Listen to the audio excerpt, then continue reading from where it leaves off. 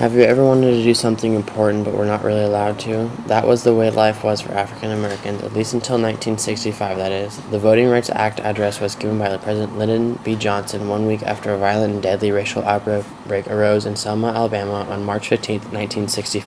The Voting Rights Act was given to alleviate violence and discrimination in the voting process for African Americans. Poll taxes and literacy tests were first used in Mississippi in 1890 to prevent African Americans' influence in the American political system. These strategies were later adopted throughout the southern United States as a means to deny black people the right to vote. Between 1890 and 1965, segregation was enforced throughout the use of scare tactics and intimidation. African Americans in Selma, Alabama, and other southern towns were harassed and when they were sought to register to vote. Until the signing of the Voting Rights Act of 1969, many African Americans were denied the right to vote by a carefully orchestrated campaign in order to maintain political and economic power. As a result of the unequal laws that were being forced upon African Americans, civil rights protesters began to fight for their rights.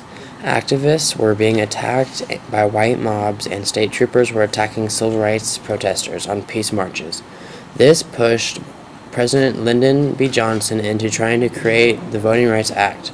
In this act, they were looking to both stop the violence as well as establish the literacy tests and poll taxes.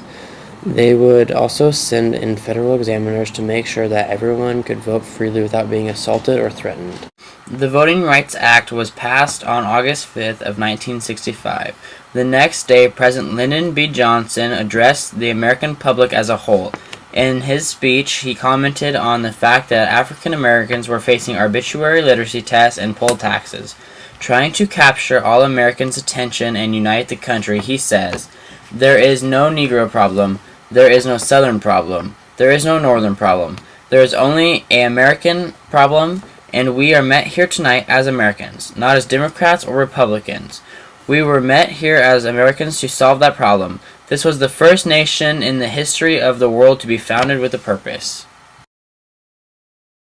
President Lyndon B. Johnson believed that a separate nation was a nation that was at war with itself and could only cause harm and create damage. President Johnson ends the Voting Rights Act address with this: "Above the pyramid of the Great Seal of the United States, it says in Latin, 'God has favored our undertaking. God will not favor everything that we do. It is rather our duty to divine His will.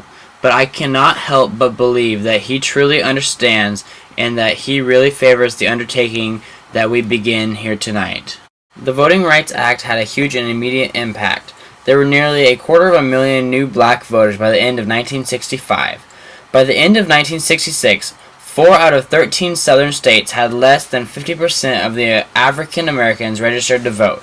Since the bill was passed in 1965, it has been reestablished 3 times.